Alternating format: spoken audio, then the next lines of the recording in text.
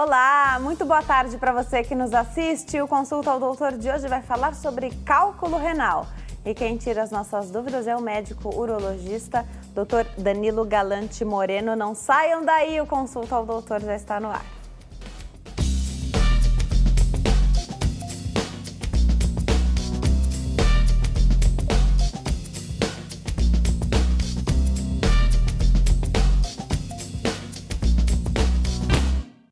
Olá para você que nos assiste de qualquer parte do mundo, seja muito bem-vindo, muito bem-vinda. É uma alegria ter você aí do outro lado, que escolhe assistir ao Consulta ao Doutor nessa faixa de horário e fica muito bem informado aqui conosco sempre.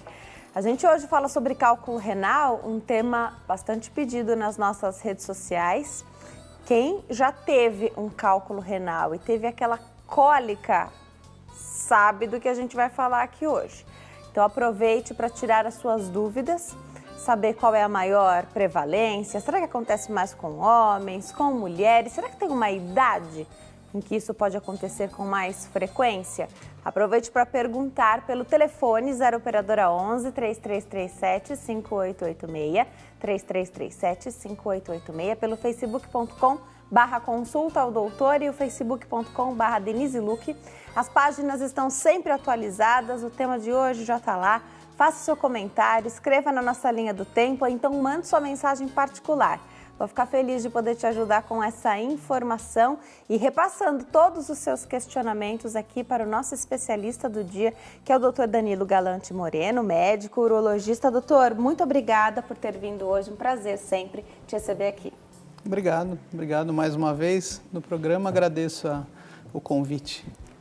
Doutor, a gente vai falar sobre esse tema. Tem muita gente que sofre várias vezes ao longo da vida com cálculo renal e com as cólicas renais. A gente vai entender se tem diferença sempre que a pessoa tem um cálculo renal, ela sofre com as cólicas. Já você vai explicar para nós. Lembrar você que está em casa que você pode nos assistir ao vivo pelo canal da HIT no YouTube. Então vai lá, youtube.com/HITTV, você encontra o canal da HIT, tem uma série de vídeos que já estão postados aí no canal, lá no YouTube, e você consegue sempre nos assistir ao vivo. Então, transmissão simultânea sempre através da TV e no YouTube. Doutor, hoje vamos começar o programa de um jeito diferente, convidar a nossa repórter Jéssica Nunes, porque hoje tem link nas ruas da capital paulista. Roda a vinheta.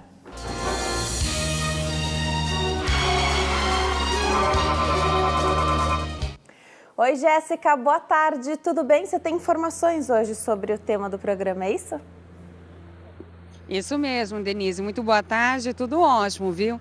É o seguinte, uma pesquisa da Sociedade Brasileira de Nefrologia revelou que 1 em cada 10 brasileiros sofre de doenças renais. E as pessoas com pressão alta, diabetes e obesidade possuem chances maiores de falência renal. E o envelhecimento também é considerado um fator de risco importante no aparecimento da doença renal crônica. Família, tem alguém que já teve pedra no rim? Minha mãe teve já. Meu irmão, ele não tomava água, ele muito pouquinho, tomava muito pouca água, né? E, inclusive aí o rim dele parou, os 2 rins parou, teve que fazer hemodiálise. Ficou 10 anos fazendo hemodiálise, aí faleceu. Já tive uma pedra no rins faz muitos anos atrás. Aí tive que passar por um tratamento, beber bastante água, mais de 2 litros de água por dia. Tive que parar de comer tomate. Uma parte de coisa que foi passada para mim. Era uma dor terrível, vi uma dor aqui nas costas. Eu não conseguia andar direito, com muita dor e nem me mover na cama. Era uma dor muito crítica. Eu já vi falar, né? Que é pior que a dor do parto, que é meio complicado, é pesado. E hoje em dia, como que é a sua rotina? Eu bebo mais água, como menos sal e faz muito tempo, estou bem agora, graças a Deus, muitos anos já. Eu bebo bastante água, chá, suco. Sou mais do refrigerante mesmo, tá? Ultimamente eu bebia bastante água, agora eu estou sentindo falta, que eu não estou bebendo água, não sinto aquela sede. Às vezes eu lembro, aí eu bebo, mas não sinto aquela sede para beber água igual eu sentia. Trabalhando direto e tem hora que não tem nem tempo. Eu sempre tomei 5, 6 litros d'água. Eu sou cearense, né? Só quem jogando bola, eu tomava 30 litros de uma vez só. sempre tomei muita água, muita. O senhor estava falando agora do clima. O senhor acha que isso influencia a pessoa a beber mais água ou menos? No frio ela acaba bebendo menos água do que no calor? Não comigo, mas com muita gente sim. Calor bebe mais mesmo. No frio as pessoas bebem menos água, né? No calor, né, dá mais sede, né? Soa mais, então bebe mais água. E os rins estão entre os órgãos que mais trabalham no corpo humano. Chegam a filtrar 180 litros de sangue durante o dia. Essa é uma função tão importante que é preciso protegê-los para não correr o risco de falharem, não é mesmo, Denise? Voltamos ao estúdio. É isso aí, Jéssica. Obrigada pelas suas informações. Adorei a entrevista com o pessoal nas ruas. A gente conseguiu ter bastante... Anotei muitos tópicos aqui para a gente conversar. Doutor, um dos entrevistados fala da comparação da dor da cólica renal comparada à dor do parto, né? Enfim, é difícil mensurar a dor, cada um tem uma experiência diferente, né? Pode ser a pessoa que tenha tido a cólica renal, mas o parto normal foi mais dolorido, e ela diz que então o que foi... doeu mais ou menos, né? Mas isso é bastante subjetivo. Agora, eu queria entender uma coisa. Todo mundo que tem cálculo renal tem cólica renal? Não necessariamente. Bom, o cálculo renal, ele é formado na filtração do rim, né? Teve um espectador que falou isso, aliás, a repórter falou que o rim é o filtro. Isso. Na verdade, ele junto com o fígado, ele é o filtro das impurezas, né? E nessa formação da urina, alguns pacientes que já têm uma predisposição a isso, acabam formando cálculos, que são as pedrinhas. E essas pedrinhas, elas se formam dentro do rim, tá? O fato de ter as pedras não significa que elas vão causar dor. O que causa dor nos pacientes é quando essas pedras entram numa área menor, mais estreita, e causam obstrução. Então, o sistema urinário, ele é razoavelmente simples. Você tem o rim, você tem um tubinho que é a ureter, que leva a urina para a bexiga, e da bexiga a gente expele pela uretra, né, que é a parte final. Se a pedra para nesse caminho, principalmente no ureter, que é esse tubinho, e ela obstrui, o paciente ele tem uma distensão do rim, porque a ideia do rim é que ele contraia, né, e que ele faça a pedra descer. Se a pedrinha está lá obstruindo o canal, esse rim tem uma distensão e é essa distensão que leva à dor, né? Na verdade, o tipo de dor, ele tem muito a ver com o órgão, porque é uma dor incólica que a gente chama, né? Então, o típico que você fala para o paciente é: como que essa dor, ela torce, parece que está fazendo assim por dentro? Doutor, é isso aí, está torcendo. Por que funciona desse jeito? Porque o rim, ele solta ondas de contração. Então, ele tenta vencer, a onda de força vai até o cálculo, volta, distende e o paciente sente a cólica. E essa cólica tem um pico que sobe no máximo, que para alguns pacientes tem uma dor tão forte quanto a do parto, é comparável. Lógico, cada paciente tem um limiar de dor, né? E a dor vai melhorando, até que o rim tem uma nova contração, outra onda, e aí vem de novo a dor. Então, não é uma dor constante, é uma dor que sobe, desce, ela tem picos de intensidade, e são esses picos que levam os pacientes a ficar desesperados quando eles estão sentindo a dor, né? Agora, essa dor vem na passagem desse cálculo, né, dessa pedra pelo ureter, pela uretra já não dói mais, porque é maior o canal da uretra, é isso? Perfeito. Caiu na bexiga, o paciente não sente mais dor. A uretra é bem dilatada em relação ao cálculo, e a bexiga é um compartimento que a pedra fica boiando lá, não dá dor. Um conceito que a maioria das pessoas tem o cálculo está descendo e por isso está doendo, né? Como se ele estivesse riscando a parede. Não é isso. Tá. Ele dói quando ele para e entope. É por hidráulica, é um encanamento que por algum motivo tapou, como se alguém colocasse o dedo, isso dá uma distensão para cima e dói, né? E o interessante dessa dor é que pelo lugar que o paciente tem a dor, você tem ideia mais ou menos se o cálculo está alto, se ele está perto da bexiga. Então, é uma dor que normalmente começa na região lombar, né? Ela vai correndo com uma faixa aqui pela frente até descer. Ela chega em homens doer até testículo, em mulheres até região de vagina. E quanto mais para baixo está essa dor, provavelmente mais baixo, mais próximo está da bexiga. Perfeito.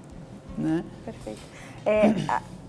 É possível, isso, não sei se isso é corriqueiro até, mas a gente ouve falar de pessoas que produzem cálculos renais e vão expelindo isso ao longo dos dias ou da vida, muitas vezes sem essa cólica. Significa que o calibre desse cálculo é menor quando não existe essa dor? Sim, é correto. Quem tem cálculo é quem pode, não quem quer. Né? Você nasce com essa predisposição, todo mundo pergunta quais alimentos pioram, aumentam a chance, realmente a gente pode conversar um pouquinho sobre isso, mas esses alimentos influenciam a vida dos que já têm a predisposição. Né? Normalmente são pacientes que têm familiares, a mãe, ou o irmão, o filho, alguém naquela família também tem cálculo.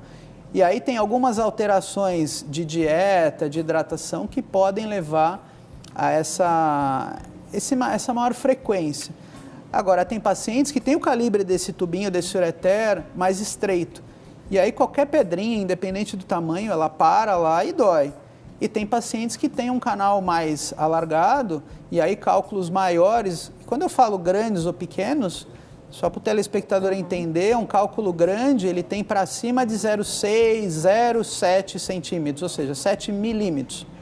Cálculos pequenos de 3, 4, 5 milímetros. Cálculos grandes, 6, 7, 8. E os tratamentos dependem também, basicamente, do tamanho do cálculo. E o que são os cristais que tem nos rins? Os cristais é o primeiro capítulo da formação do cálculo. Né? A urina, quando ela fica concentrada, ela forma mais desses cristais. Na verdade, dentro da urina tem alguns fatores protetores para evitar que se formem os cálculos e tem alguns fatores que fazem com que formem cálculos. Os pacientes, já com essa predisposição, eles têm menos fatores protetores ou eles têm mais fatores que levem à produção. E começa por cristais, mas são cristais espalhados, né? Que quando a urina concentra, aquilo forma um bloquinho e a partir desse bloquinho forma-se o cálculo e o cálculo vai crescendo. Então, um cálculo de 1 centímetro, ele já foi um calculinho de 3 milímetros. Né? Ele fez um centro e aquilo lá foi crescendo até que virou um cálculo grande. Já você fala dessa questão da hidratação, porque quando você fala de urina concentrada, a gente imagina uma falta de ingestão de líquido. Já você explica pra gente. A Lélia está na linha, fala conosco de São Caetano do Sul, aqui em São Paulo. Oi, Lélia, tudo bem? Boa tarde. Tudo bem. Seja bem-vinda à consulta ao doutor. Fica à vontade, pode fazer sua pergunta. Boa tarde. Pode perguntar, Lélia. Faz mais ou menos uma semana que eu estou com cólica renal. E eu estou com uma bactéria na urina e eu queria saber se por esse motivo é que vem a cólica. Então, você tem uma infecção urinária, quer saber se por conta disso pode ter havido aí essa cólica renal, né, Lélia? Obrigada pela sua pergunta, doutor. Uma semana com cólica renal? Não é brincadeira, não. Não é. Ela deve estar à base de remédio, como a gente fala, né? Bom, a cólica renal, ela surge por causa da obstrução, né? Então, se ela está tendo dores de cólica, muito provavelmente uma das pedrinhas saiu do rim e começou a fazer o trajeto em direção à bexiga. Tem pacientes que vão ter a cólica até resolver o problema, né? Ela está uma semana, talvez ela continue, até que ou o organismo dela elimine, ou por algum procedimento, alguma cirurgia, a gente vai lá e retira essa pedra. A infecção, segundo, é uma situação à parte. Tá? Ela pode ser tanto uma paciente que teve uma infecção urinária, que já tinha infecção urinária e que, por sinal, ela também tem cálculo, ou seja, uma coisa não precisa estar relacionada necessariamente à outra.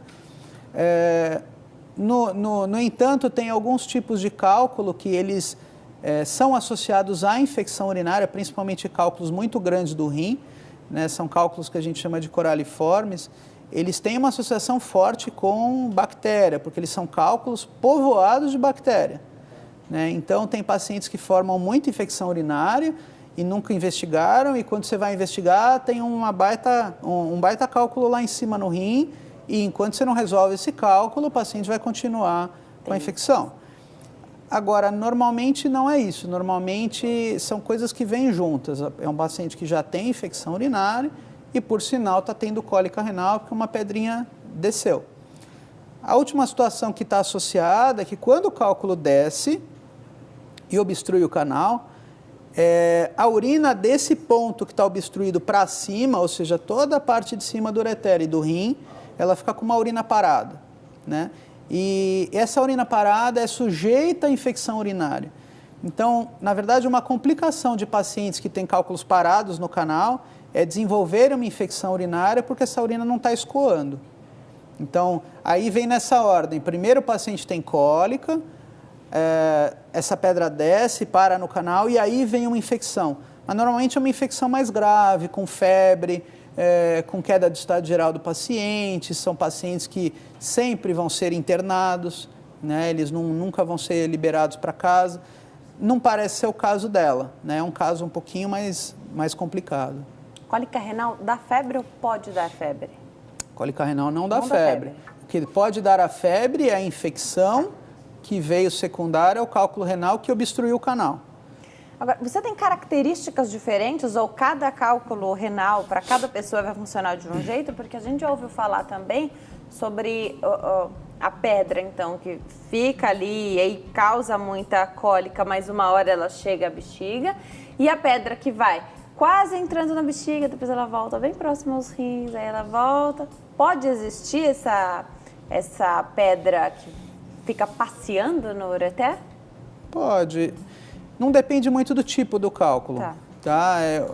Existem vários tipos de cálculo. Você tem cálculo de ácido úrico, você tem cálculo de cálcio, então tem, por exemplo, carbonato de cálcio. 90% de todos os cálculos são de cálcio, tá? Ou pelo menos tem na sua composição alguma coisa de cálcio lá. Não é pelo fato dele ser de cálcio ou de ácido úrico ou de outra coisa que ele tem um comportamento diferente. Lógico que, por exemplo, o cálculo de ácido úrico, ele esfarela mais fácil. Quando você está operando o paciente, você percebe que ele quebra mais fácil, né? Ele dilui mais fácil.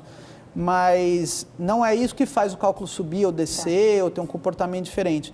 O que a gente sabe é que os cálculos, alguns tamanhos, eles descem para o canal, ou seja, ele tem que ter um tamanho para pelo menos entrar, né? Porque se tiver um cálculo, ele nem entra. Uhum. Tem cálculos de 2, 3 centímetros que eles ficam no rim e assim vão continuar e vão crescendo, e eles nunca vão descer para o canal. Agora, a partir do momento que ele está no canal, o corpo ele tem uma ação de querer tirar o cálculo de lá, até porque ele causa dor. Então, essas contrações do rim podem fazer o cálculo descer ou o cálculo subir. Então, às vezes o paciente tem um cálculo que desce, entope, o rim tem uma contração, o cálculo volta, a dor passa. E aí, de novo, o cálculo vem, dá dor, e às vezes o cálculo vai descendo, entope de novo, dá dor, até que ele cai na bexiga e o paciente para de ter dor. Mas é ao acaso, às vezes o cálculo desce, às vezes ele sobe. Legal. Conforme a gente toma água, a gente sabe que precisa tomar bastante água ao longo do dia todo. Alguns entrevistados aí até falaram se tomam pouca água, o que eles consideram, né? Como era esse hábito de ingerir a água, até mesmo pela temperatura, se está mais frio, tende a ter menos sede, né? Mas em compensação no calor sua mais, precisa repor também, né? Eu queria entender, se a gente toma bastante água, a gente está ajudando o nosso corpo a não formar cálculo renal? Ou a pessoa pode tomar 3 litros de água por dia, mas ela tem uma tendência muito forte e aí ela vai ter o cálculo renal mesmo assim? Depende do caso, sim. É um pouco de cada coisa. Para você ter cálculo, você precisa ter aquela predisposição. Tá. Então, tem alguns pacientes que, independente do que eles comam, independente de quanto eles tomem água, eles nunca vão ter cálculo. Porque isso não está na genética deles, não está na família deles, então eles não terão. Alguns pacientes, eles têm uma doença tão grave que você dá orientações dietéticas, você dá orientações de hidratação e ele vai ter menos cálculo, mas ainda assim talvez ele tenha. E tem pacientes que a partir do momento que você corrige essas alterações que ele nem percebe que está fazendo, ele nunca mais tem cálculo. Então, primeira coisa, o urologista ele percebe que a população tem mais cálculo no verão. Isso é fato. Então, no verão, os prontos-socorros estão mais cheios de cálculo do que no inverno, né? Porque a hidratação não acompanha o quanto que os pacientes perdem de água. E mais, os pacientes imaginam que determinados líquidos funcionam igual água, tipo refrigerante, cerveja, bebidas alcoólicas. As bebidas alcoólicas, elas são diuréticas. Então, em última instância, o paciente está perdendo água e não ganhando. O refrigerante também tem muito sódio. Então, o sódio, além de piorar, além de aumentar a formação do cálculo, ele também desidrata o paciente. Não à toa que quem toma refrigerante tem mais vontade ainda de tomar, né? Então, ele não está se hidratando tomando refrigerante. Então, quando a gente fala de hidratação, é chá, água e sucos naturais. Quanto? 2 litros, 3 litros de água mais ou menos por dia, né? Muito mais que isso não vai fazer muita diferença. No que a água influencia? Ela dilui e aqueles tais cristais que a gente falou no começo, eles não encontram um ao outro e eles não fazem a pedra. Perfeito. Então, eles ficam diluídos, espalhados e o paciente previne. Quando a gente fala de hidratação, a gente está falando de prevenção, né? Não de tratamento de cálculo. E aí tem 3 coisas que eu acho que é o principal para todo mundo que tem pedra para prevenir, né? Para fechar essa parte de alimentação. Hidratação, para todo paciente com cálculo eu falo, tome de 2 a 3 litros, o que significa trabalhar com uma garrafa de água, né? Que nem aqui a gente está com um copo. E basicamente significa não sentir sede. Não ter sede. E a urina, se você enxergar ela amarela, um amarelo claro significa que você já está tomando pouca água para quem tem cálculo, né? Então é de amarelo claro para transparente. Tá. Essa é a ideia. Uhum. A segunda coisa é o sódio, né? Então o sal, que a gente chama o sal, não é só o sal do saleiro que você joga na salada. Quando você fala de evitar sal, você está pensando o seguinte: evitar sucos de pozinho, evitar temperos de pozinho, evitar condimentos, evitar enlatados, embutidos, queijos. Os mais amarelos são os que têm mais sal, lógico que são os mais gostosos, mas são os que têm mais sal. E então, às vezes a pessoa fala, pô, mas eu tiro o saleiro da mesa, está tudo resolvido. E o refrigerante? Que cada lata tem pelo menos uma colher de sobremesa de sal. Isso a gente tem que levar em consideração, né? Sopas, eu só tomo sopa, doutor. Sim, mas é sopa de pozinho, né? Usa caldo quinor, ou esses caldos de pozinho, né? Pronto. Tudo isso tem sódio, né? E a terceira coisa que é proteína. Proteína animal não é uma vilã, mas ela tem que ser usada de forma padronizada. Então, carne, peixe, frango, não comer carne, almoço, janta. Você tem que ir alternando. Varia. Esse histórico familiar é somente de cálculo renal para cálculo renal? Então, você entender se sua família tem, saber, né? Se sua família tem histórico de cálculo ou de problemas renais como um todo. É isso que eu quero saber enquanto eu chego até lá, doutor, por favor. Perfeito. Na entrevista que foi feita, foi falado um dado de 10% de problemas renais. Esses 10% incluem tudo, então incluem pacientes que têm problemas renais por hipertensão, problemas renais por diabetes e os cálculos renais. Quando a gente fala de avaliação de problemas familiares, a gente está falando especificamente de cálculos renais. Existem algumas alterações de rim que também podem ser familiares, mas não necessariamente estão na genética aí do paciente. Vamos fazer o seguinte, a gente vai para o intervalo, no próximo bloco tem mais bate-papo. Até já.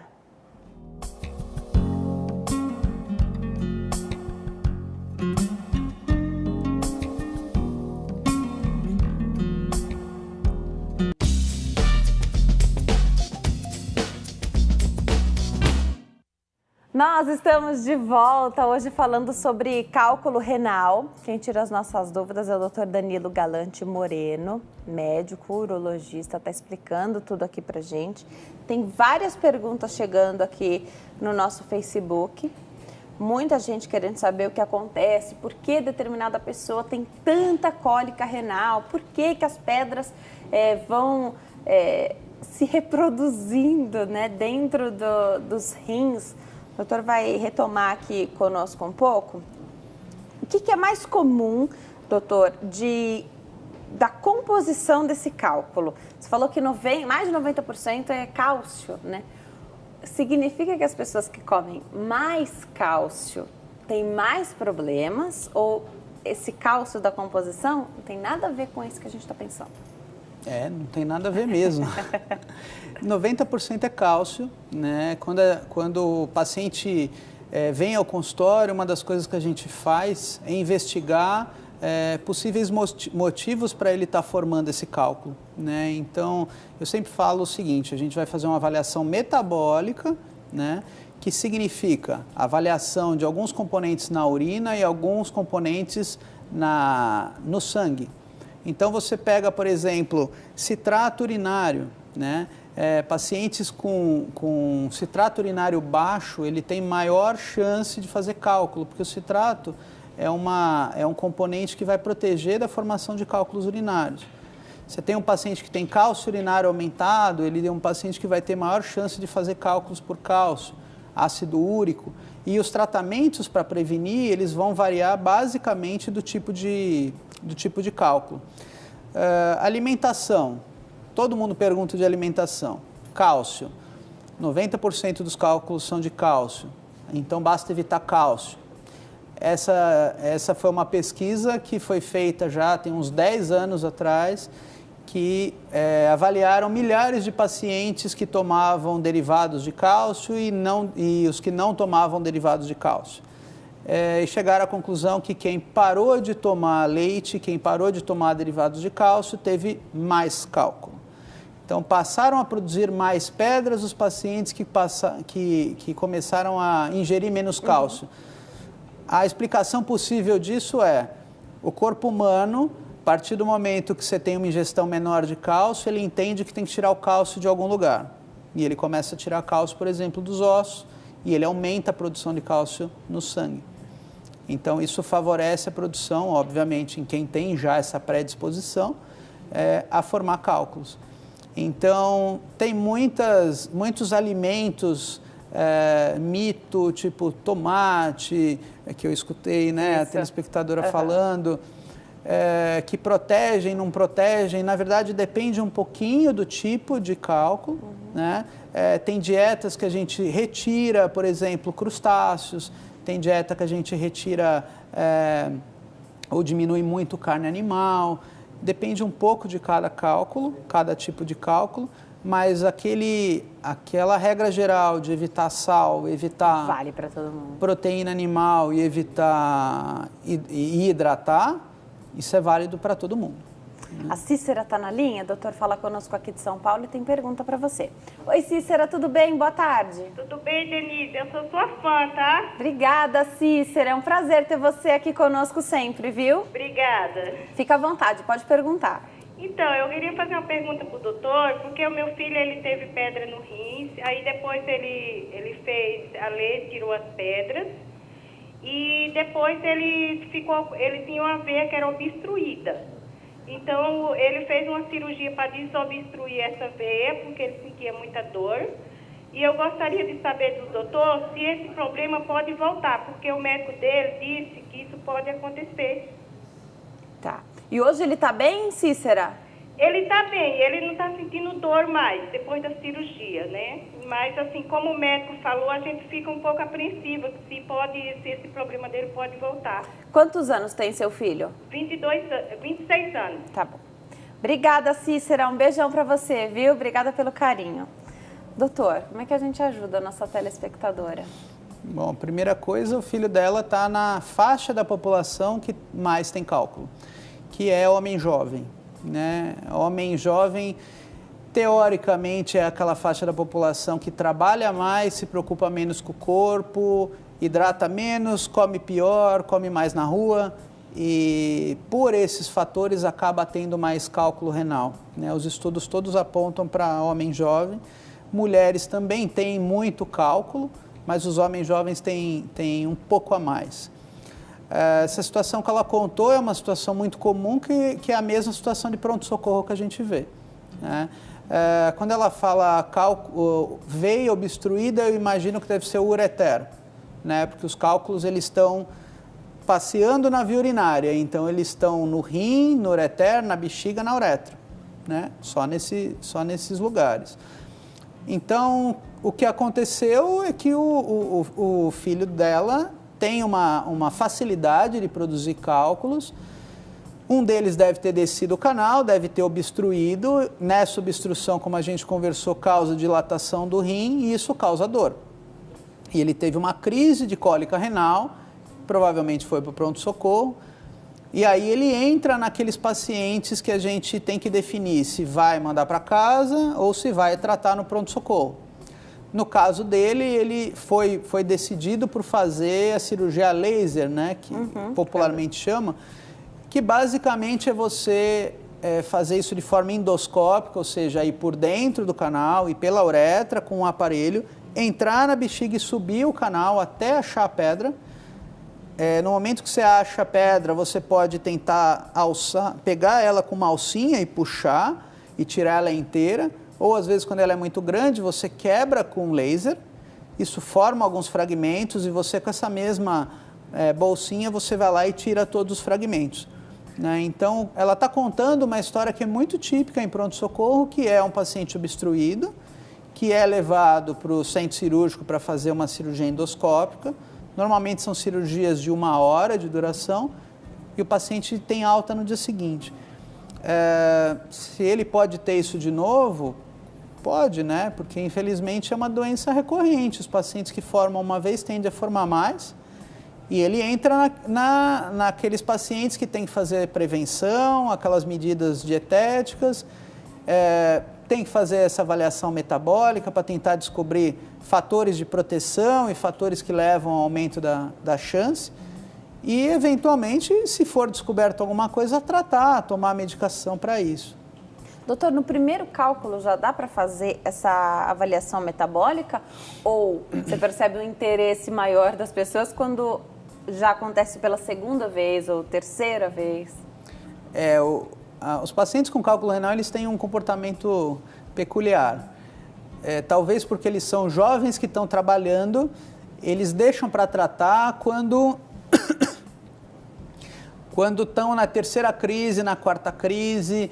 Na hora que eles estão tendo a dor, eles falam, doutor, vamos fazer uma prevenção. Só que depois passou, né? Só que passa a dor, resolve, eles resolvem esquecer. E daí, na segunda crise, eles falam, bom, acho que está na hora de resolver.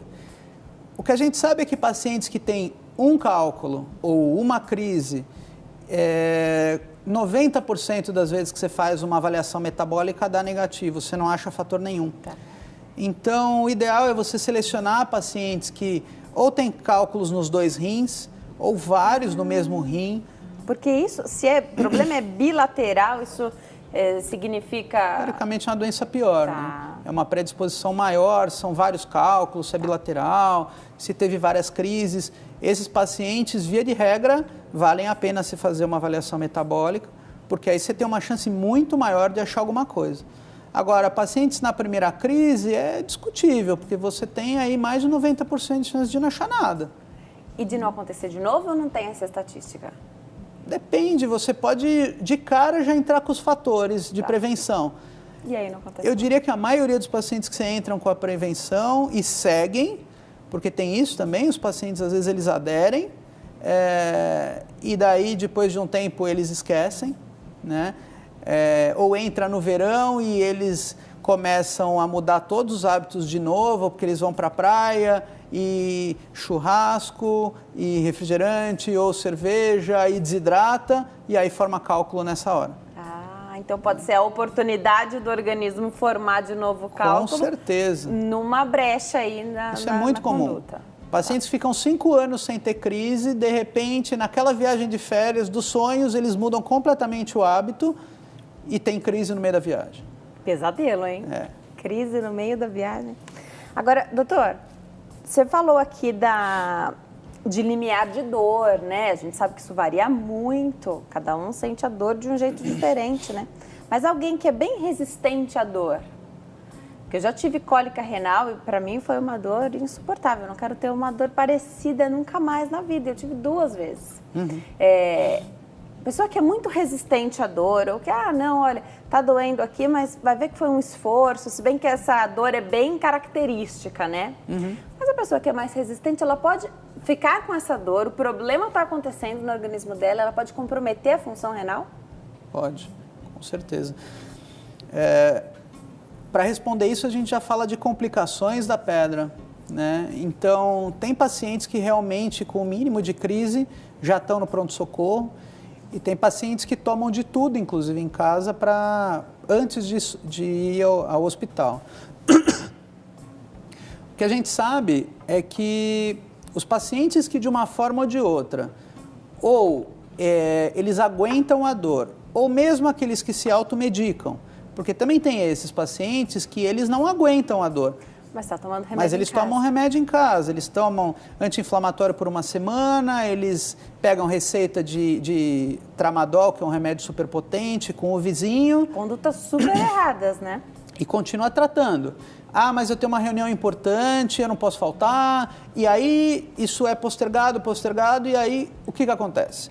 Você tem um sistema urinário que está obstruído, né? A urina quer passar, bate no cálculo, não desce uma gota de urina lá para baixo. Essa urina represada, ela começa a fazer uma pressão no rim, que o rim começa a dilatar, né? Tem uma dilatação renal. Essa urina represada, como eu te falei, pode dar infecção urinária. Então, o primeiro grande problema, a primeira complicação é a tal da pielonefrite, que é uma infecção do rim decorrente dessa urina que contaminou, né? Que sintomas que vai dar? Febre, dor no corpo, o estado geral cai, o paciente fica abatido e nesse momento, normalmente, ele entrega os pontos e fala, ok, vou para o pronto-socorro. Uma situação bem mais grave, podia ter evitado, muito né? pior. Pacientes, às vezes, nesse estado, vão direto para a UTI. Uau. Que é grave, é uma situação que, inclusive, leva risco de vida para o paciente. Ele não teve a infecção, mas o rim está dilatando, a gente tem dilatações do rim leve, moderada e grave. Isso, normalmente, o ultrassom ou a tomografia dá essa classificação para a gente, pela imagem. A partir da grave, o paciente começa a perder função do rim.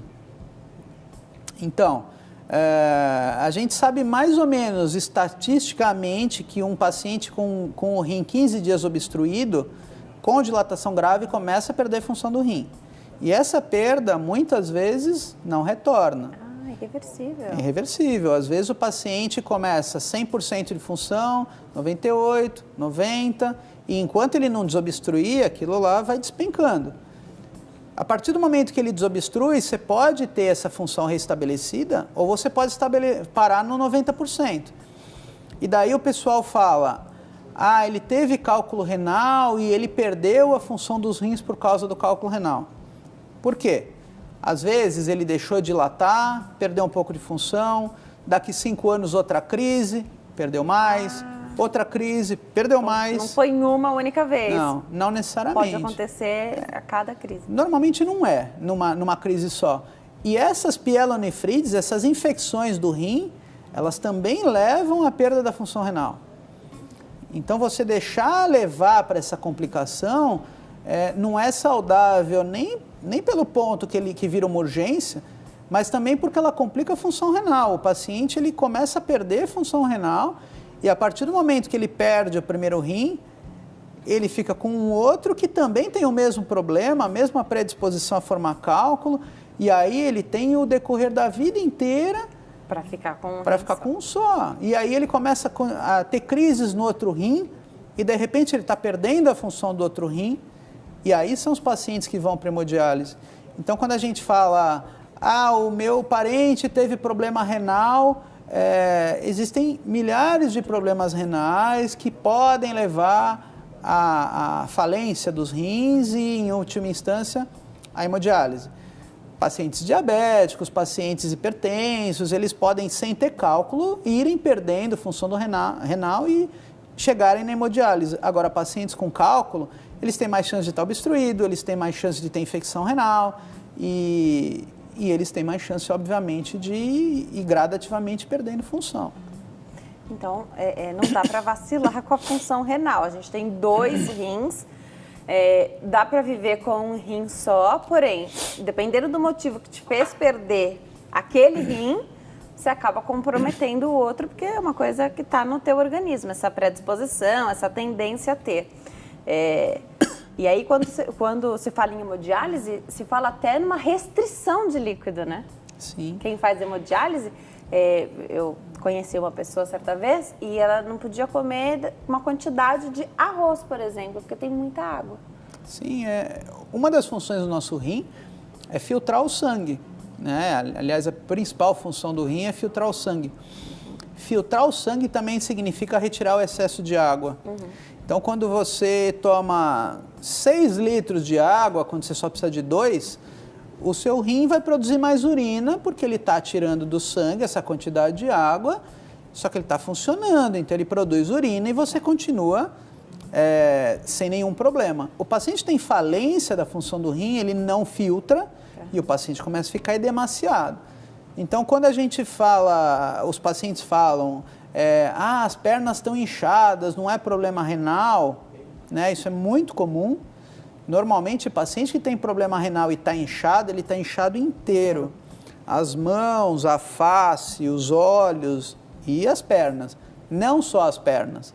Então, quando surge aquela dúvida, minha avó está com as pernas inchadas, não é problema renal? A primeira coisa que você pergunta é, só as pernas ou as mãos? Não, são só as pernas. Provavelmente deve ser problema das pernas, varizes, não tem nada a ver com o rim. Perfeito. O telespectador está na linha, tem pergunta para o doutor, é o José aqui de São Paulo. Oi, José, tudo bem? Boa tarde. Tudo bem. Eu assisto o programa seu todos os dias. Obrigada. Eu amo esse programa. Obrigada, José, a gente fica bem informado, né? Uma maravilha. Obrigada por ligar. É muito simpático. Obrigada, José, muito obrigada. Fica à vontade, pode fazer sua pergunta que o doutor já te ouve.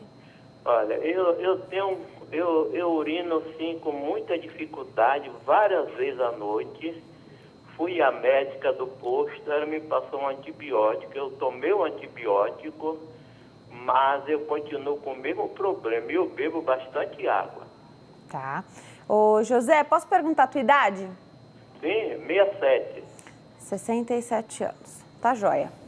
Obrigada, José. José tá com dificuldade para urinar, vai várias vezes ao banheiro durante a noite, 67 anos, tomou o remédio que a médica ofereceu a ele. E aí, doutor? Como é que a gente pode ajudar o nosso telespectador? Bom, as doenças urinárias, elas se confundem um pouco, né? Essa é a função do urologista, na verdade, dizer pelos sintomas e pela história do paciente o que é uma coisa, o que é outra. Os cálculos urinários, eles não costumam dar essa dificuldade de urinar. Às vezes, quando a pedra está muito próxima da bexiga, aumenta um pouco a frequência, né? O paciente tem mais vontade de ir no banheiro, mas é uma coisa súbita. Então, você nunca teve essa vontade de toda hora e, de repente, de uma semana para cá, você está querendo ir 8 vezes no banheiro numa tarde, né? O sintoma dele provavelmente é um sintoma mais arrastado. Ele tem 67 anos, pelo que eu entendi.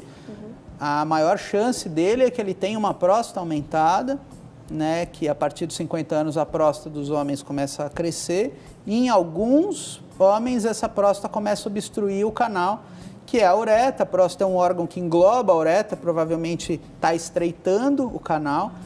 E igual o cálculo, ele também fecha a mangueira e o paciente começa a ter dificuldade para urinar. Isso dá algumas alterações na sensibilidade da bexiga que faz com que ele queira ir toda hora no banheiro, pode levantar mais de noite. E muitas vezes é confundido com infecção urinária. Então, pelo que eu estou vendo, ele foi tratado para infecção urinária, foi dado antibiótico para ele foi tratado para infecção urinária Se não resolveu, não era. é que não era, primeiro ponto. Segundo, que ele merece uma avaliação de próstata. Até pela idade, né? Até pela idade, né? Também ele está numa idade que vale a pena fazer aquela avaliação anual para prevenção de câncer de próstata. Provavelmente deve ter uma próstata maior e... O que não significa necessariamente o câncer ou com nenhum certeza outro problema não, mais sério. Com né? certeza não. Se tivesse que arriscar alguma coisa, eu falaria que ele só tem uma próstata aumentada, que é uma situação benigna, e que deve resolver com uma medicação por via oral. Ele deve começar a urinar bem melhor, mas não é com antibiótico. Então vale a pena voltar ao serviço de saúde, viu, José? Dizer que você já passou por lá e que o antibiótico não resolveu. Então, para investigar essa questão da próstata, a gente não sabe se ele faz esse acompanhamento todos os anos, né? A gente não teve a oportunidade de perguntar isso para ele, mas mesmo que já tenha feito, Denise, mas eu já fiz esse ano o acompanhamento, vale a pena repetir, né? Se ele está com essa queixa agora, vale sempre a pena repetir. Com certeza. Essa avaliação anual, ela visa muito o toque e o exame de PSA, que é esse exame para detectar problemas de próstata, e muitas vezes você pode focar só nessa parte de prevenção de tumor e não focar em sintomas urinários, né? Então, o telespectador está tendo problemas urinários que normalmente são por situações benignas. Câncer não dá sintoma, normalmente os pacientes não têm sintoma de nada. E uma boa avaliação da próstata dele provavelmente vai resolver e vai dar o tratamento certo para ele. Agora, queria retomar uma questão que você já falou aqui, mas me corrija se eu estiver levando para um lado errado. A pessoa que tem repetidas vezes infecção urinária, nem sempre se faz o exame de cultura para saber qual é a bactéria ali que está causando essa infecção. A pessoa que tem repetidas vezes, vale a pena dar uma olhada nos rins para saber se não é decorrente de uma produção de cálculos, é isso? Com certeza. Faz parte da avaliação dos pacientes com infecção urinária, essa infecção urinária recorrente, porque ter infecção urinária uma vez na vida, a maioria das mulheres terá, pelo menos uma. Agora, principalmente mulheres que sempre têm infecção urinária, pode ser decorrente de cálculo. Cálculos grandes, normalmente, cálculos que estão dentro do rim, então não necessariamente estão associados com cólica renal. Você conversa com os pacientes, às vezes eles nem sabem que tem. Faz parte fazer uma urocultura, porque a cultura, que chama também cultura de urina, a cultura de urina ela vai falar qual é a bactéria. E a gente sabe que 90% das infecções urinárias são decorrentes de uma tal de Escherichia coli, né? Ou abreviação E. coli. Só que tem os 10% de outras, e tem uma tal de Proteus, que ela está muito ligada com cálculo urinário. Então, esse cálculo urinário que eu falei que ele é contaminado de bactéria, normalmente é dessa tal Proteus. Então, vale a pena você tanto ter uma cultura urinária, e se aparecer esse Proteus, já ficar de olho, que tem uma chance muito alta de estar ligado a cálculo, como também fazer um ultrassom, fazer uma tomografia, algum exame de imagem que mostre como é que está a situação lá em cima. Se o paciente tem infecções urinárias de repetição e tem cálculos grandes, vale a pena tratar esses pacientes que a chance de diminuir as infecções urinárias é alta. A gente vai para o intervalo. No próximo bloco, separei aqui um tempinho para a gente falar dos tratamentos e como é que o médico, então, avalia o paciente que vai embora para casa, aquela situação que você falou para nós, o paciente que vai embora para casa e vai esperar medicado esse cálculo ser expelido, e o paciente que vai ficar internado, vai esperar internado aí, ver o que acontece. Não sai daí não, a gente volta já.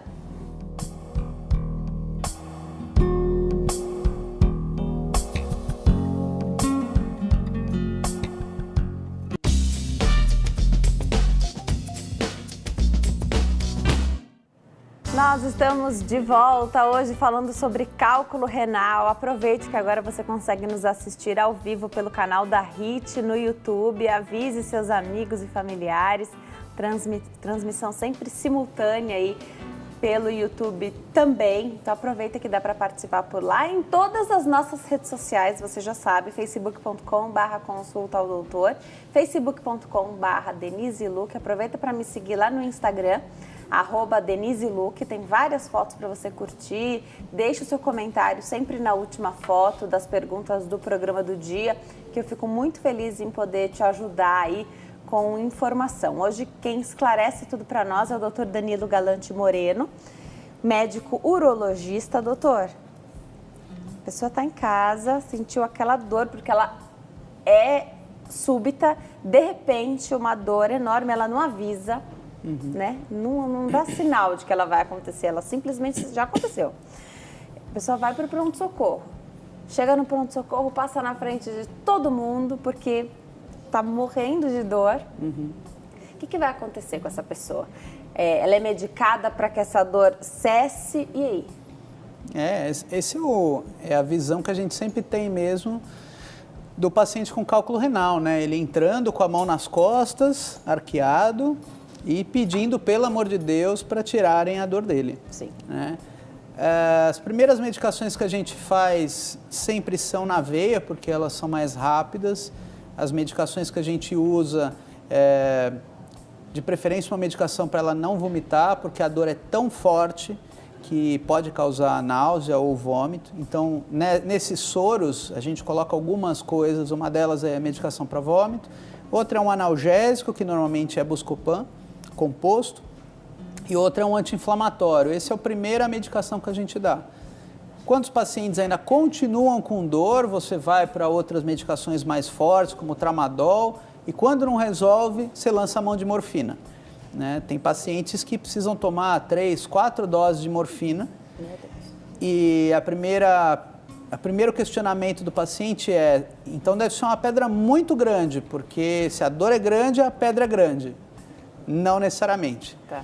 Então, depois que você tira o paciente da dor, eu digo até que depois de tirar a dor, é aí que você conversa com o paciente, porque quando ele está com a dor, ele não quer nem olhar para você. Você tirou a dor, bom, vamos lá, vamos conversar com esse paciente. A primeira crise dele já não ele sabe que tem dor, ele sabe que tem cólica renal. E aí você tem que fazer o diagnóstico, porque mesmo um paciente que sabe que tem cólica renal, que já é a segunda, terceira vez, você precisa saber se essa pedra está lá no rim, desceu, obstruiu e voltou, ou se ela desceu mais um tanto e está lá no meio do canal e vai ficar obstruindo. Ou seja, ela não vai nem subir para o rim de volta, nem descer para a bexiga. E aí a gente lança a mão de exames de imagem, que pode ser tanto um ultrassom quanto a tomografia. A tomografia ela tem uma visão melhor, ela tem um diagnóstico mais certo, é uma imagem mais fácil, inclusive, de se avaliar. E o urologista ele vai avaliar basicamente o tamanho da pedra, a localização da pedra, então se ela está no rim, desceu para o ureter, mas ainda próximo do rim, no meio do caminho ou próximo da bexiga, né? E se esse paciente está tendo alguma complicação. Então, vamos começar do final. Quando ele está tendo alguma complicação, é certo que ele vai internar. Então, se o paciente tem uma dilatação grave, se o paciente internou com febre, se ele chegou no pronto-socorro com febre, abatido, com queda de estado geral, se ele fez um exame de sangue e mostrou que o rim dele já está alterado, que é a tal da creatinina. Então, a creatinina subiu. Porque dosa no sangue. Dosa no sangue. Tá. A creatinina subiu. Você faz o hemograma está alterado, sinal de infecção. Independente do tamanho da pedra, esse paciente já tem indicação de internar. Já tem as complicações. Já complicou, já passou da hora de se fazer alguma coisa em casa. Segundo ponto, o tamanho da pedra. Tem pedras 0,3, 0,4, até 0,5 centímetros, né, ou 5 milímetros, elas têm uma chance bem maior de sair. Um cálculo, por exemplo, de 0,3, ele tem chance maior de 90%, 95%. Você trata um paciente com uma dor com cálculo de 0,3, o paciente ficou bem da dor, ele não tem complicação, pode até ir para casa, vamos aguardar uma semaninha para ver se o paciente elimina. Agora, um paciente que você trata da dor, não melhora, dá mais remédio, não melhora, independente do cálculo ter 3 milímetros ou 1 centímetro, esse é o paciente que vai ficar e vai precisar ser desobstruído. Né? Então, pelo tamanho, você tem uma ideia, mas se a dor do paciente não melhorar, independente do tamanho, ele vai ficar. A altura do cálculo, quando o cálculo está próximo da bexiga, maior chance de sair, por motivos óbvios, né? Ele já andou bastante. Falta só um pedacinho. Falta só um pouquinho. É interessante que a distância entre o rim e a bexiga é de mais ou menos 25 centímetros. Então, às vezes a gente pega a tomografia que está escrito assim, cálculo a 3 centímetros do rim. Ou seja, ele desceu 3, falta quase 20. A chance desse cálculo sair diminui muito, né? Então, baseado nessas coisas que a gente decide se vai deixar o paciente em casa, tratando com medicação para dor, ou se vai internar. E normalmente quando a gente fala de internação, a gente interna para retirar o cálculo. Ah, não fica esperando. Não, normalmente quando... porque esperar, você pode esperar na casa. Né? Pode ser que ele que elimine esse cálculo. Exato. Internado, esperando para fazer o procedimento. Isso acontece. Tá. Né? Muitos pacientes, nas 24 horas que ele fica, ele pode eliminar esse cálculo. Tá. E aí entra uma das cirurgias mais feitas pelo urologista, que é essa endoscópica. Né? Que não tem corte. Que não tem corte. Você explica pra gente quais são esses procedimentos já. Vamos atender a telespectadora? Tá na linha Janderli, de Santo André, aqui em São Paulo. Olá, Janderli, tudo bem? Boa tarde. Olá, tudo bem? Seja bem-vinda ao Consulta ao Doutor. Fica à vontade, pode fazer sua pergunta. Então, a minha pergunta é a seguinte, eu tenho um filho de 14 anos, No mês passado ele sentiu várias dores no umbigo, até aí, né, tudo bem. Aí ele fez exames, fez a ultrassom e fez exame de urina e acusou cálculos renais. Essa dor que ele sentiu no umbigo tem alguma coisa a ver, já que ele não sentiu outra dor? E foi só aquele episódio dessa dor no umbigo, né? Foi mais ou menos uns 3 dias com essa dor, eu dei medicação em casa e quando ele fez o exame, né, que já tinha feito mais de uma semana, não teve mais essa dor.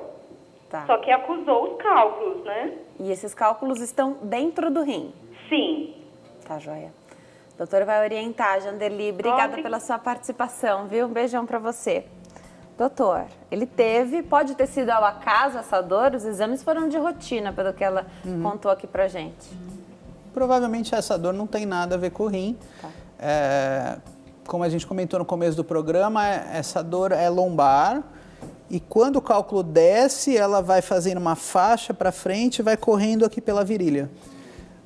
Região do umbigo normalmente não é descrita como uma região para dar dor de cólica renal. Tem outras coisas que podem dar dor no umbigo, como hérnia no umbigo, né, como alterações intestinais, cólicas de intestino podem dar dor nessa região, mas normalmente não tem a ver com pedra nos rins. Não. Faz alguma abordagem, já que ele tem o cálculo dentro dos rins, né? Não sei se é em um só, nos dois, mas não está sentindo nada com relação a isso? Depende do tamanho. Tá. Se você tem cálculos que consideramos pequenos, 3 milímetros, 4 milímetros, 5 milímetros, esses cálculos provavelmente vão ser eliminados. Tá. E aí entra a prevenção. Mesmo que cause dor. Mesmo que cause dor, normalmente eles são eliminados. E aí entra a parte da prevenção, que é aquelas medidas dietéticas que a gente combinou. E dependendo do número de cálculos, também vale aquela avaliação metabólica para saber qual é a causa. Então, basicamente, são cálculos pequenos que devem ser eliminados e você tem uma missão aí de prevenir novos cálculos. Cálculos grandes, e o que a gente chama de cálculos grandes é 0,7, 0,8, 0,9, 1 centímetro para cima, costumamos fazer algum tipo de tratamento. Tá? Esse tratamento basicamente depende da localização do cálculo já dentro do rim e o tamanho dele. Então, alguns cálculos menores, eles podem ser bombardeados, né? Tem uma máquina que chama litotripsia. Colocamos o paciente numa posição que ela encosta no aparelho e esse aparelho transmite umas ondas de choque e essas ondas de choque elas vêm de regiões diferentes do aparelho, todas em direção a um foco e o cálculo está nesse foco. A ideia é implodir essa pedra e o paciente elimina os cálculos. Joia. Então, cálculos até 1 centímetro, 1,5 centímetros, vale a pena você fazer essa litotripsia. Cálculos acima disso, não adianta você quebrar um cálculo de 1,5 em 2 de 0,7, que eles vão obstruir o canal. Então, existe uma cirurgia que chamamos de percutânea, que é uma cirurgia que você faz um corte pequenininho no rim, você faz um corte pequenininho nas costas, você faz um túnel até o rim, basicamente, né? Então, externamente o paciente tem um corte desse tamanho, você faz um túnel até o rim, entra com uma câmera, com essa câmera você quebra esses cálculos, né? Você pega um cálculo de 2,5 cm e vai quebrando, diminuindo, até ficar partes pequenas, retira tudo. Retira. E limpa o rim. Tá. Então, cálculos grandes você faz esse tratamento por aqui. Cálculos médios você faz a litotripsia, que são essas ondas de choque. Outro tipo de cirurgia é você ir por via endoscópica. Que é o mais feito. Que é o mais feito. Você vai por via endoscópica para cálculos de rim, você precisa de um aparelho flexível, porque ele tem que subir todo o ureter e lá no rim ele tem que dobrar para entrar nos vários lugares que a gente chama de cálices. Então, tem cálice superior, cálice médio, cálice inferior, e o aparelho ele tem que dobrar para ir até o cálculo. Que também é a mesma indicação da litotripsia. Então, são cálculos de até 1 centímetro, 1,5 centímetros. Acima disso, já vale a pena fazer esse outro tratamento, que é a percutânea.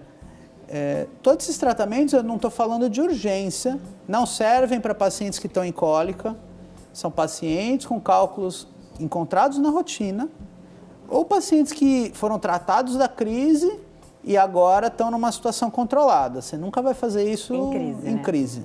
Tá. Agora, me corrija se eu estiver errada. A diferença, então, de conduta se faz, de indicação, se faz a litotripsia ou se vai, através da via urinária, buscar esse cálculo, se está dentro do rim ou se já está no ureter? Se está no ureter, faz sempre a laser, né, que o pessoal fala? Sim. Quando está no ureter, normalmente não se faz a litotripsia. Tá. Antigamente se tentava, só que nessa região tem intestino na frente e atrapalha a imagem. Então, chama na verdade ureterolitotripsia. Esse é o nome para a cirurgia endoscópica por dentro do canal. Essa cirurgia, ela funciona muito melhor do que a litotripsia por onda de choque. Cálculos de ureter, praticamente 100% são tratados pelo canal. Cálculos dentro do rim, você tem a escolha de fazer com aparelho flexível ou fazer com litotripsia. Tá. Né? A diferença é que com a litotripsia você quebra o cálculo e espera o paciente eliminar. E com o flexível você vai lá ativamente, quebra o cálculo e você mesmo pega as pedrinhas, os fragmentos.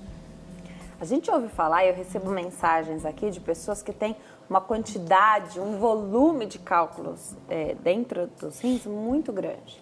Que às vezes até o médico diz, olha, no seu caso não dá para fazer litotripsia, porque vai bombardear tanto ali a região que você pode ter um prejuízo. A gente sabe que todo procedimento tem que pesar o risco e o benefício para fazer, né? Sim. Com a litotripsia é assim também, porque eu entendi, deve ter avançado muito a questão do foco, né? Bem direcionado ali, mas de qualquer forma é uma agressão ali também, né? Deve ter um limite para esse bombardeio, né? Sim.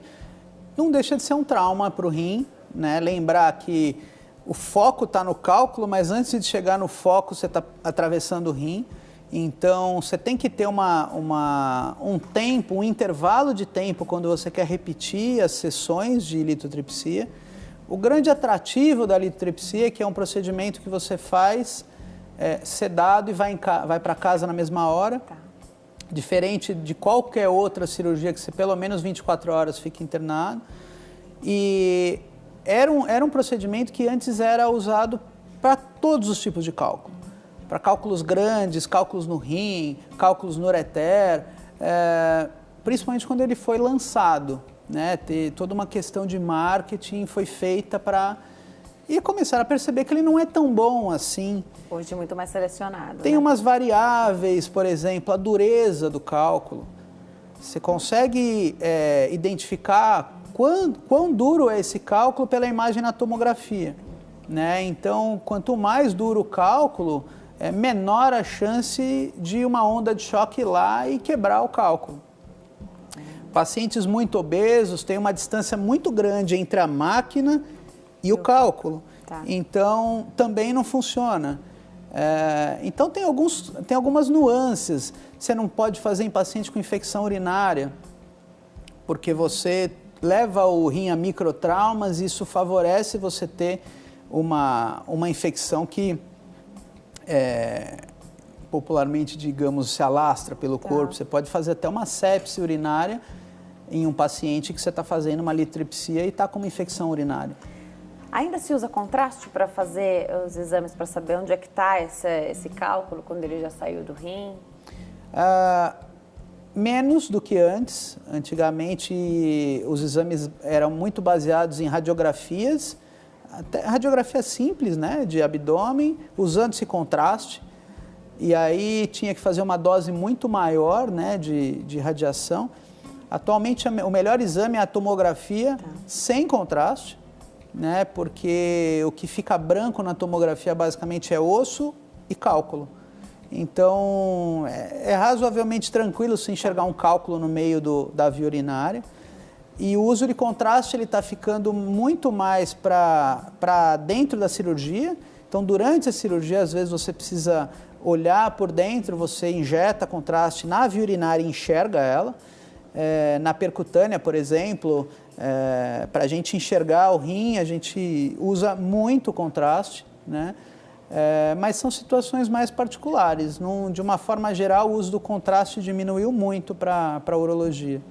Porque o paciente teria que tomar o contraste antes, né? Na veia. Injetado? Ah, tá. Injeta, então. Injeta, se injeta no sangue, o rim filtra o sangue e filtra o contraste. Ah, entendi. E aí, igual a urina, o contraste cai na via urinária.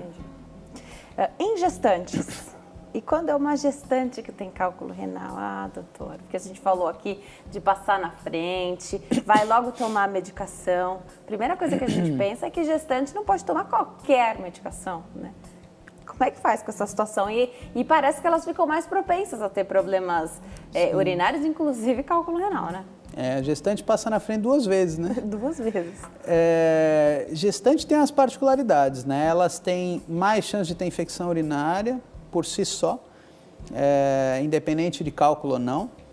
As vias urinárias, assim como vários órgãos, ficam mais dilatados, mais molezinhos. Isso faz com que alguns cálculos que já estavam lá no rim desçam, então elas têm mais chance de ter cólicas renais. Pacientes que a vida inteira tiveram uma pedrinha lá no rim, quando ela está grávida, esse cálculo resolve descer o canal e dar crise de dor. Uhum. E o primeiro ponto é esse: quando você tem uma paciente grávida no pronto-socorro, você não pode usar anti-inflamatório, você pode usar o Buscopan, mas se não funciona o Buscopan, você tem que pular o anti-inflamatório direto para Tramal. Que é um remédio extremamente nauseante, então as grávidas que já vomitam por outros motivos ficam piores, né? E tem uma questão importante, que é não usar radiografia nem tomografia em grávida. Então o urologista fica meio amarrado nessa situação, principalmente nas gestantes no primeiro trimestre. Né? Então, nas primeiras semanas, quando o feto está se formando, é proibido fazer tomografia. O que se sabe é que quando passa esse primeiro trimestre, 20 semanas, 30 semanas, já não tem tanto risco você tomografar. Também tem que mas também ninguém quer tomografar. Uhum. Então, o que pode se fazer? Ultrassom. Ultrassom é um exame que a grávida pode fazer quantas vezes quiser. Só que o ultrassom ele é bom para olhar aqui em cima, no rim, e olhar lá perto da bexiga. Todo esse trajeto se perde porque tem alça no intestino que atrapalha. E também não dá para fazer nenhum procedimento para tirar essa pedra. Até dá para fazer os tratamentos endoscópicos. Da via urinária daria para fazer. Mas e a questão da anestesia? Dá para fazer, é racanestesia. Faz racanestesia. Alguns urologistas, eles vão pelo canal até o cálculo, quebra o cálculo e resolve, igual um paciente não grávida. Uhum. Alguns urologistas só passam o catéter, que é um catéter que se chama duplo J, né, que serve basicamente para desobstruir via urinária. Doutor, infelizmente nosso tempo acabou. Passaria muitas horas aqui ainda falando sobre esse tema, mas está convidado a voltar. Obrigado. Meu doutor, volte sempre. Vou passar os contatos do doutor. Vamos começar pelo telefone? Usar a operadora 11 3262 5564, 3262 5564. O site www.drdanilogalante.com.br. Então, abrevia o doutor, drdanilogalante.com.br. No Facebook, da mesma maneira, Dr. Danilo Galante. E no Instagram também, Dr. Danilo Galante, doutor abreviado, Dr. Danilo Galante. Doutor, volte sempre. Bom fim de tarde. Muito obrigada por esclarecer nossas dúvidas hoje, viu? Eu que agradeço. Muito obrigado. Volte sempre. Bom fim de tarde. Obrigada a você que escolheu ficar muito bem informado aqui conosco hoje. Não se esqueça, você consegue assistir a todo o nosso conteúdo ao vivo através do canal da HIT no YouTube e daqui a pouquinho o vídeo deste programa estará disponível para que você possa ver, rever, compartilhar com quem está passando por esse momento de repente e fazer todo um trabalho de prevenção. Você que não tem cálculo renal, também não quer ter, né? Ninguém quer. Então fazer esse trabalho de prevenção aí que o doutor falou também. Fiquem com Deus. Até amanhã. Tchau.